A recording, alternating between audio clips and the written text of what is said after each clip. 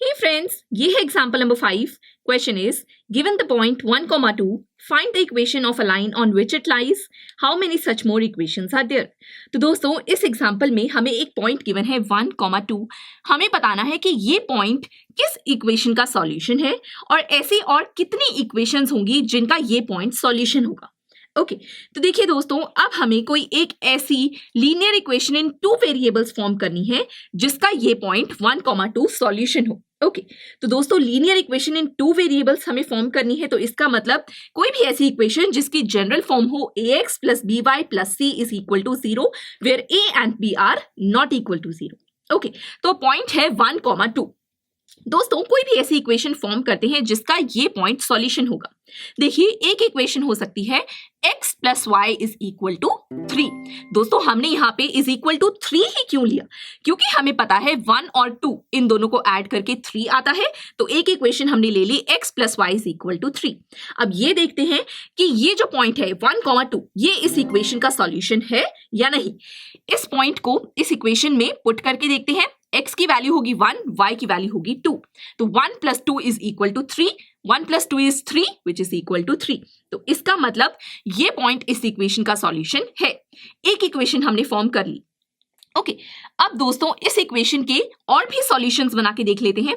ये देख लेते हैं कि कार्टेशियन सिस्टम पर इस इक्वेशन के और कितने सॉल्यूशंस होंगे. देखिए दोस्तों एक सॉल्यूशन होगा 0, 3. x की वैल्यू 0, y की वैल्यू 3. एक सॉल्यूशन होगा 3, x की वैल्यू 3 और y की वैल्यू 0. इसी तरह एक सॉल्यूशन होगा x की वैल्यू 1, y की वैल्यू 2 और एक सॉल्यूशन होगा x की वैल्यू 2 और y की वैल्यू 1. इस तरह से बहुत सारे सॉल्यूशंस हो सकते हैं. ओके हमने यहाँ पे सिर्फ 4 पॉइंट्स ही लिखे हैं. ओके अब दोस्तों इन पॉइंट्स को कार्टेशियन सिस्टम पर प्लॉट करके देखते हैं. ओके देखिए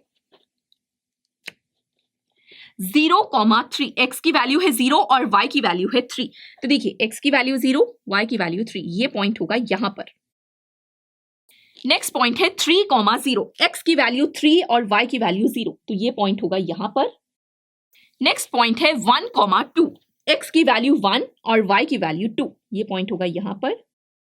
और नेक्स्ट पॉइंट है 2, 1. x की वैल्यू 2 और y की वैल्यू 1. ये पॉइंट होगा यहां. तो अब इन सभी पॉइंट्स को ज्वाइन कर देते हैं.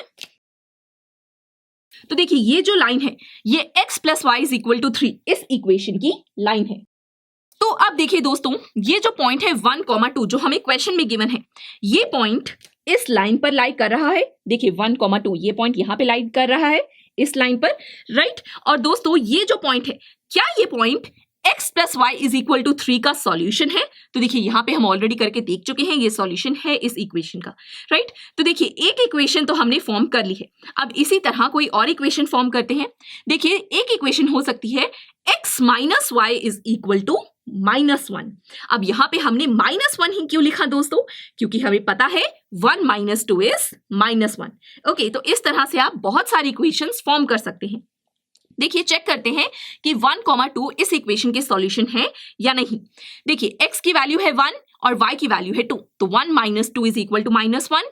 1 minus 2 is -1 and -1 is equal to -1. तो यहां से ये प्रूफ हो गया कि ये पॉइंट 1, 2 ये इस इक्वेशन का सॉल्यूशन है. ओके अब दोस्तों इस equation x minus y is equal to -1 के और भी सॉल्यूशंस बना के देखते हैं और उन्हें कार्टेशियन सिस्टम पर प्लॉट करते हैं. देखिए एक सॉल्यूशन होगा 0, 1. ओके इसी तरह से एक और सॉल्यूशन हो सकता है -1, 0. ओके इस तरह से एक और सॉल्यूशन हो सकता है 1, 2. x की वैल्यू 1 और y की वैल्यू 2. इस तरह से बहुत सारे सॉल्यूशंस हो सकते हैं. हमने यहाँ पे सिर्फ 3 ही लिए हैं. ओके अब दोस्तों इन सॉल्यूशंस को हम कार्टेशियन सिस्टम पर प्लॉट करके देखते हैं. देखिए 0, 1 ये पॉइंट होगा यहां पर. Next is -1, 0. -1, 0 ये पॉइंट होगा यहां पर. Next is 1, 2. 1, 2 ये पॉइंट होगा यहां पर. तो अब इन तीनों पॉइंट्स को ज्वाइन कर देते हैं. तो ये जो लाइन आई है ये x minus y is equal to -1 की लाइन है, इस इक्वेशन की लाइन है. ओके अब देखिए दोस्तों 1, 2 ये पॉइंट इस इक्वेशन का सॉल्यूशन है.